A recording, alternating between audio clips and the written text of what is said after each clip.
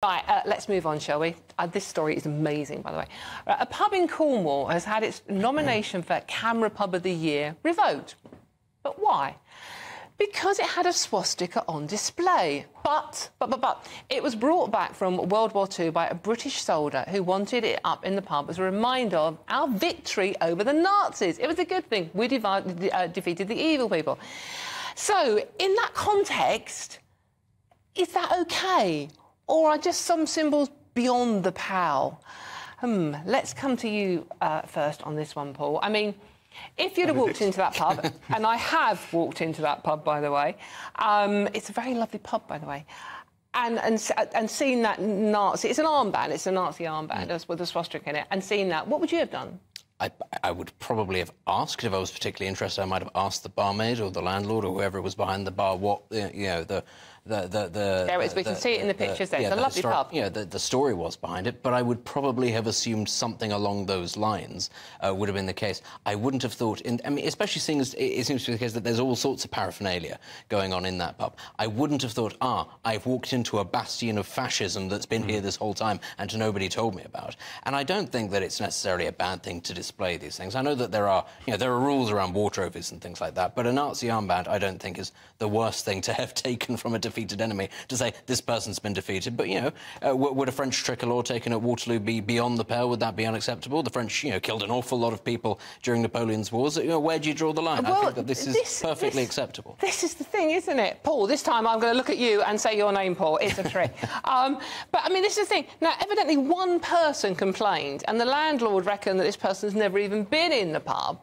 This has been there for 80 years, by the way, and it's hidden in a very dark corner. You wouldn't even notice it. OK, but this one person has complained, and Camera have stripped the pub of its coveted Pub of the Year.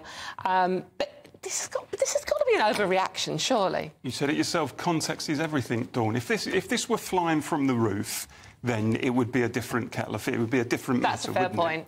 But it wasn't. It was presented in, from what you've said, quite a tasteful way, as an item of historical interest inside a glass cabinet and so on. It's not like someone was trying to use it politically in any sense to offend the local community or to direct it towards certain people.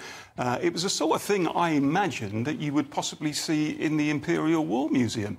I mean, there is stuff in the Imperial War Museum that was taken from the battlefields during the war, German paraphernalia and what have you. And if you saw that in the Imperial War Museum, presented in that way as a war trophy with a sort of write-up underneath it, I suspect that most people would not bat an eyelid, but it seems to me that someone has decided, for reasons we don't know but can probably guess, to take offence. And, unfortunately, Camera, who I like, I think they do a great job, but I think they've called it completely wrong on this one. And they're just so quick. People are so quick. Institutions are so quick to jump to complaints where someone has alleged offence.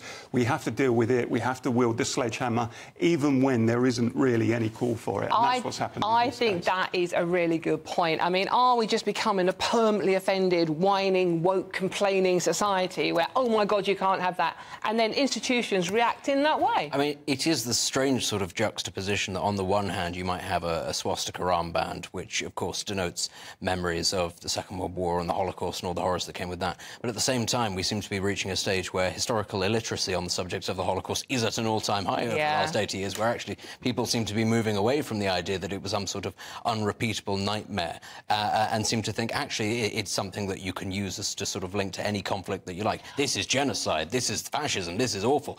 So actually, when it comes to the subject of people being offended by it, I'd say, ironically, given that this country's post-imperial history is almost entirely predicated on we were the ones that defeated the fascists, that makes us good people.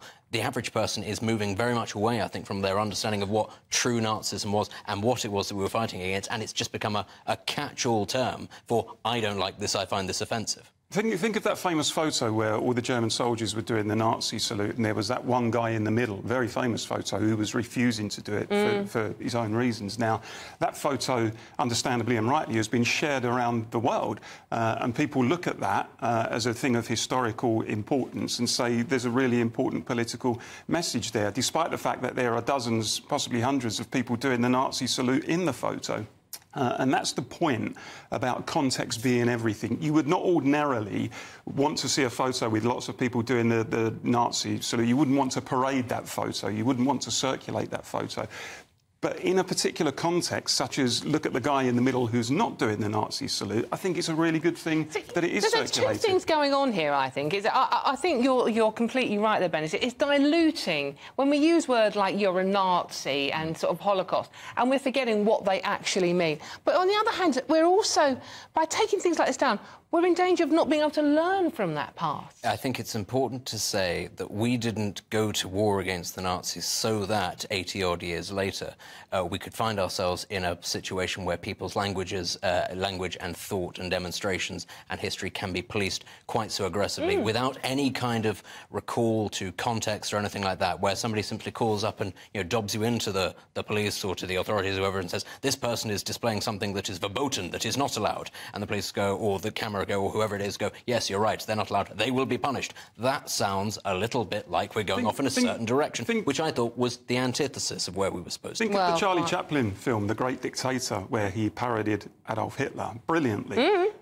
I suspect that no one would be brave enough to do that today. And if somebody were to do that today, then their career would probably be destroyed, because the very mention of Nazism in a kind of funny, comical way would be seen as unconscionable, I think, in today's society. Yeah. And that's, we've got to... I think we've got to be able to mock the Nazis, we've got to be able to laugh at them, we've got to be able to parody them, and we should be grown up enough to understand the context when somebody does that. We're not talking about people doing it in a way that venerates the Nazis or in some respect that pays homage to them. It's about context, and we've lost, when it comes to, investigating complaints and people taking offence, we've lost context. And I think we need organisations like CAMERA to be a bit braver and to say, do you know what, we're not going to do anything about this. We've looked at the situation. Don't be silly. Grow up. There's nothing wrong here. This is not some neo-Nazi pub landlord who's trying to peddle hate. No. This has got to be taken in context. But we don't have institutions brave enough to do it. The hole in the wall in Bodmin, if you're passing, by the way.